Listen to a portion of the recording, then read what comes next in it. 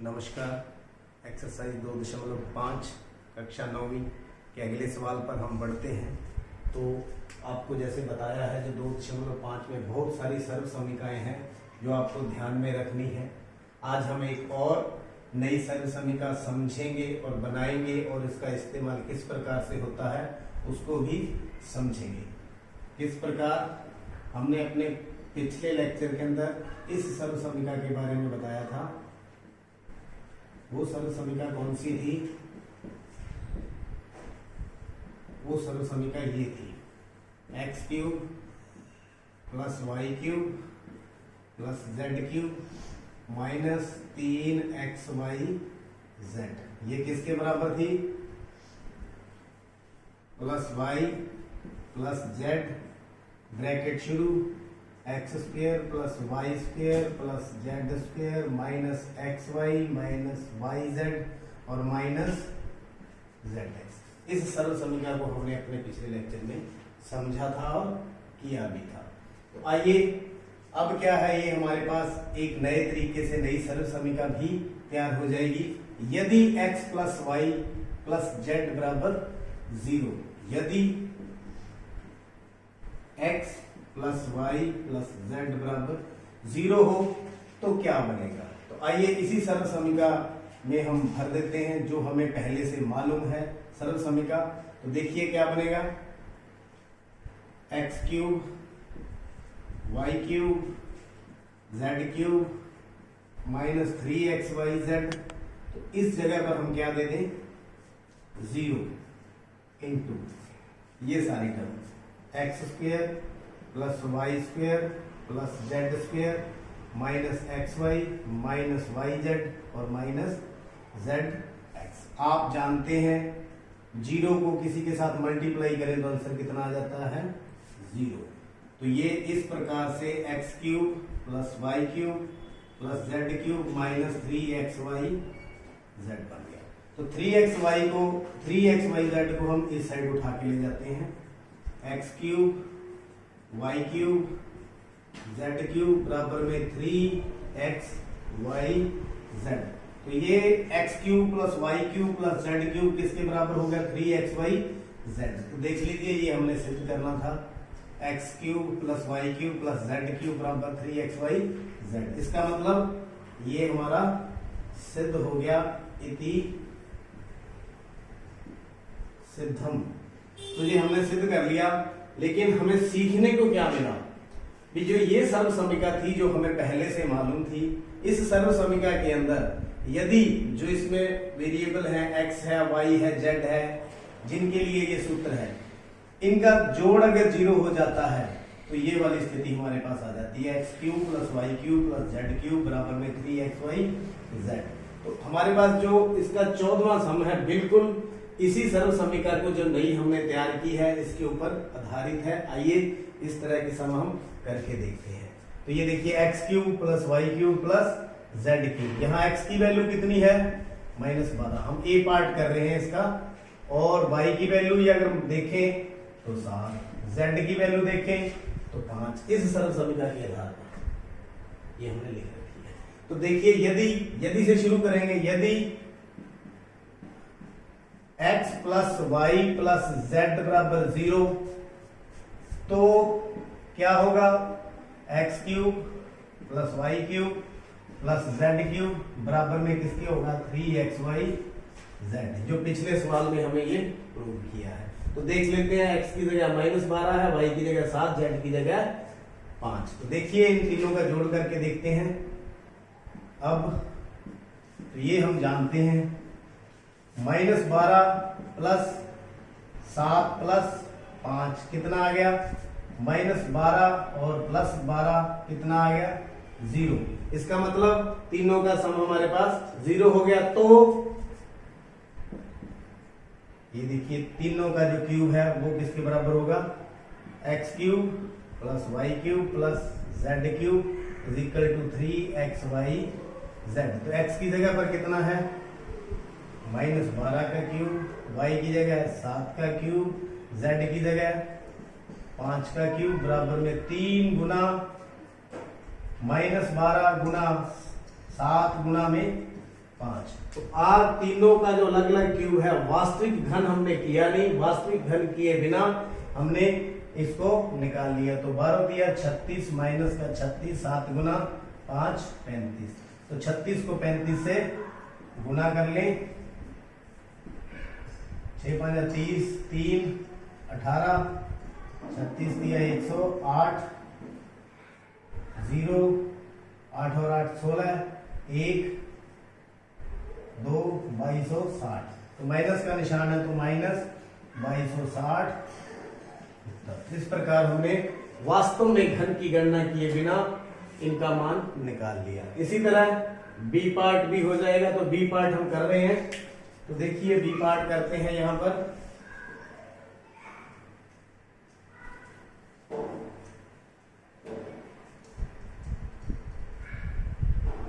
और हम B part करते हैं 14 का।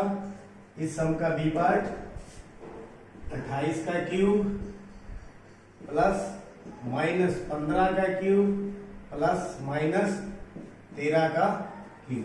तो देखते हैं इन तीनों का जोड़ करके, 28 प्लस माइनस 15 प्लस माइनस 13। तो 28 माइनस 15 माइनस 13, 28 माइनस 28 कितना आ गया 0। तो देखिए हमारे पास जो सूत्र है, जो सर्व समीकरण है, यदि x plus y plus z बराबर में 0, तो x cube plus y cube plus z cube किसके बराबर होता है 3xyz।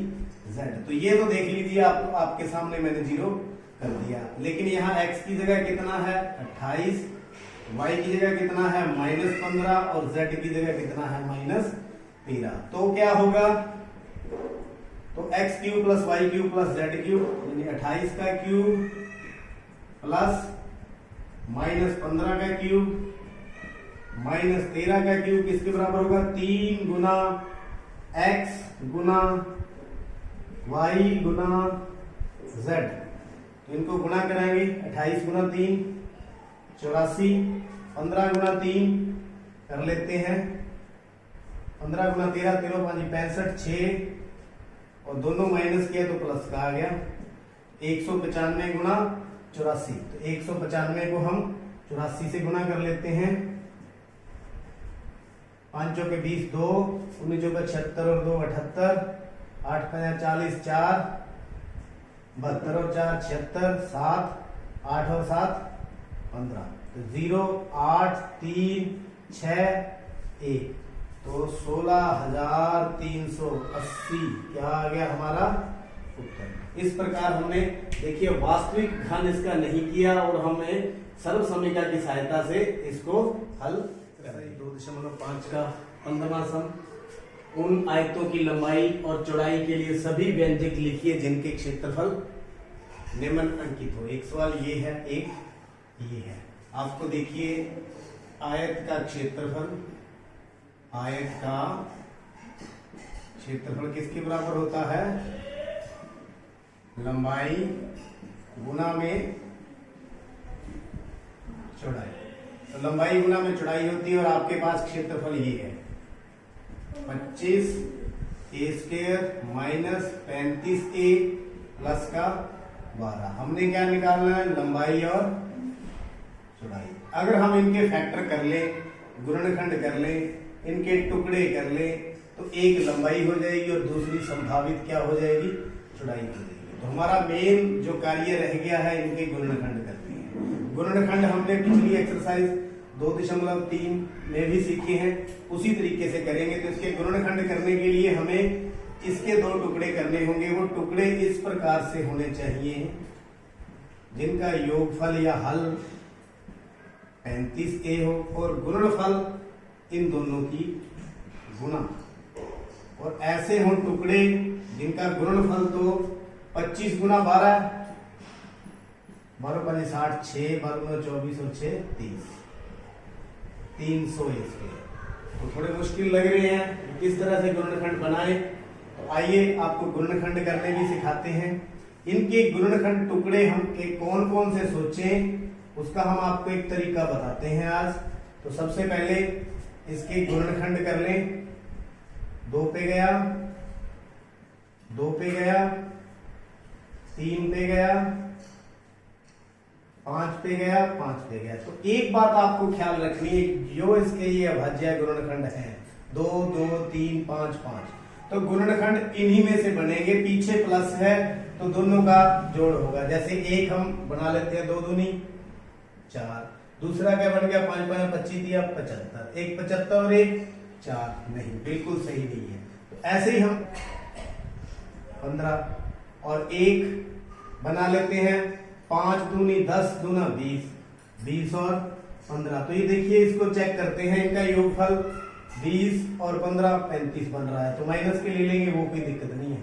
अगर इनको मल्टीप्लाई करें तो आपके सामने 300 पहले ही है, इसका मतलब हमारे गुणनखंड कौन से आगे -15 और 20। तो किस तरह से लिखेंगे 25a² minus 20a minus 15a plus 12। तो यहां से अब देखते हैं क्या कॉमन आता है। इनके जो टुकड़े हमने अपने ढंग से बना लिए। अब क्या क्या कॉमन आ रहा है, एक तो a और क्या कॉमन आ रहा है 5 a अंदर भी रह गया 25a², तो 5a बाहर आ गया तो 4 रह गया। यहाँ पे क्या कॉमन आ रहा है 3, तो 3 5 15 और प्लस माइनस का 4, तो क्या 5a माइनस 4 इधर से कॉमन आ गया, 5a माइनस 3 इधर से कॉमन आ गया। इसका मतलब इसके हमने 2 टुकड़े कर लिए। इसका मतलब एक संभावित लंबाई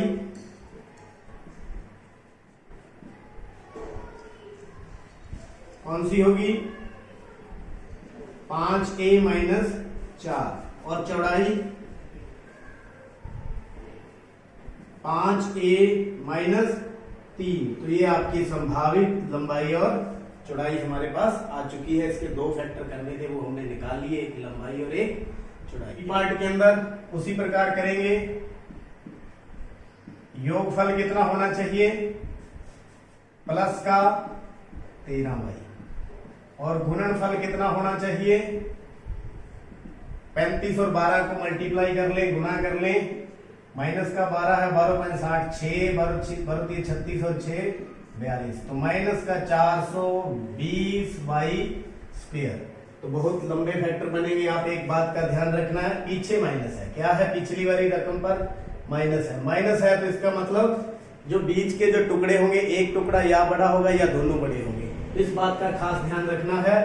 तो 420 के हम फैक्टर बना लें, 210 2 पे गया, 105 3 पे गया, 35 5 पे गया, 7। तो जो गुणनखंड आने हैं वो इन्हीं की मल्टीप्लिकेशन से आने हैं, इस बात का ध्यान रखें। तो आप कोई ना कोई जोड़े बनाकर देख लेते हैं। 3 2 दूनी 4 4 3 12, एक 12 हो ले, दूसरा 35। तो देखिए 35 में से 12 घटाए तो कितना आ गया 23। तो हमारा कितना बनना चाहिए 13। तो ऐसे फैक्टर सोचे भी जिनका 13 बने। तो 13 कैसे बनेगा, 2 दूनी 4 4 और 7, 7 चौके 28 और 5 दिए 15, माइनस 15, 28 में से 15 गए, कितना आ जाएगा 13। तो गुणा करके देखिए तो उतना ही आएगा, 15 8 120, 12 15 2 312 42। तो इसका मतलब हमारे जो गुणनखंड 28 और 15 इसके बनने वाले हैं। तो 35y² प्लस के 28y माइनस 15y माइनस 12। अब इनमें जो कॉमन आ रहा है वो ले लें। क्या कॉमन आ रहा है 7y कॉमन आ रहा है, 7 5 35 माइनस प्लस का 4। यहाँ पर क्या कॉमन आ रहा है, एक तो माइनस कॉमन आ रहा है और 3 कॉमन आ रहा है। तो 3 कॉमन आ गया, 5y प्लस का 4, तो 7y माइनस 3 आ गया, एक फैक्टर दूसरा 5y प्लस 4। तो हमने 2 टुकड़े कर लिए। उसी प्रकार आयत का क्षेत्रफल था लंबाई गुना चौड़ाई, तो ये लंबाई होगी और ये चौड़ाई। तो जो संभावित लंबाई रहेगी वो 7y माइनस 3 और जो चौड़ाई रहेगी 5y प्लस का 4। तो ये आपका आंसर। इस प्रकार हमारे पास इस तरह के व्यंजक हो, उसके टुकड़े कर ले, एक लंबाई और एक की तरह। बिल्कुल 16वां सम उसी प्रकार है। लेकिन यहाँ पर क्या है, उन घनों की विमाओं के लिए सभी संभव व्यंजक ज्ञात कीजिए जिनके आयतन निम्नलिखित है। इसके भी दो भाग हैं, दोनों का आयतन दिया हुआ है। एक का आयतन 3x² माइनस 12x है, दूसरे का आयतन 12ky² plus 8ky minus 20k है। तो आप सभी जानते हैं जो आयतन है घन का जो आयतन है वो किसके बराबर होता है, लंबाई गुना में चौड़ाई और गुना में ऊंचाई।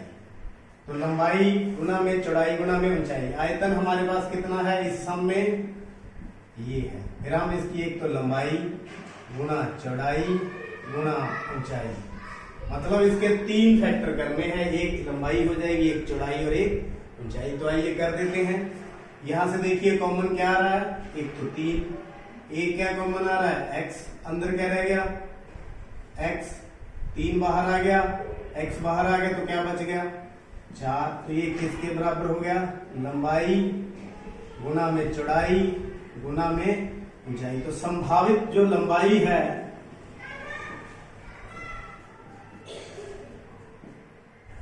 वो कितनी रहेगी 3, चौड़ाई कितनी रहेगी x, ये लंबाई ये चौड़ाई और ये तीनों का प्रोडक्ट। तो यही आपकी संभावना रहेगी। हो सकता है लंबाई ये हो जाए चौड़ाई ये ऊंचाई, लेकिन संभावना यही रहेगी, ये लंबाई चौड़ाई ऊंचाई। तो इस प्रकार तीनों हमने निकाल दी। आइए इसके बी पार्ट पर चलते हैं। यहां देखिए कुछ कॉमन आ रहा है, वो ले लेते हैं। 4 कॉमन आ रहा है, साथ में k कॉमन आ रहा है, तो क्या बच गया अंदर 3y² प्लस 2y माइनस का 5। तो ये देखिए हमने वही प्रोसीजर यहां पर लेना है। आयतन घन का लंबाई गुना में चौड़ाई गुना में ऊंचाई। तो आयतन हमारा क्या है 4k 3y² 2y माइनस का 5 बराबर में लंबाई गुना में चौड़ाई गुना में ऊंचाई। तो ये देखिए ये इसकी घात 2 है, अभी इसके फैक्टर और हो सकते हैं। तो फैक्टर आपको सिखा रखे हैं बीच वाले के टुकड़े करके। तो 5 3 15, 5 और 3 ही बन जाएंगे। इसको 2 हिस्सों में हमने डिवाइड कर दिया। ये होगा लंबाई गुना में चौड़ाई गुना में ऊंचाई। तो ये 4k, इसमें से क्या कॉमन आ गया y, तो 3y प्लस 5, यहां से क्या कॉमन आ गया -1, 3y प्लस 5। तो आगे देखिए ये किसके बराबर है, आयतन के लंबाई गुना चौड़ाई गुना ऊंचाई।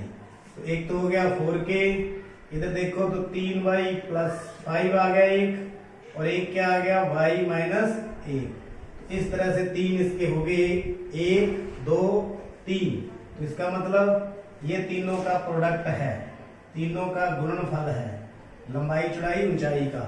तो जो संभावित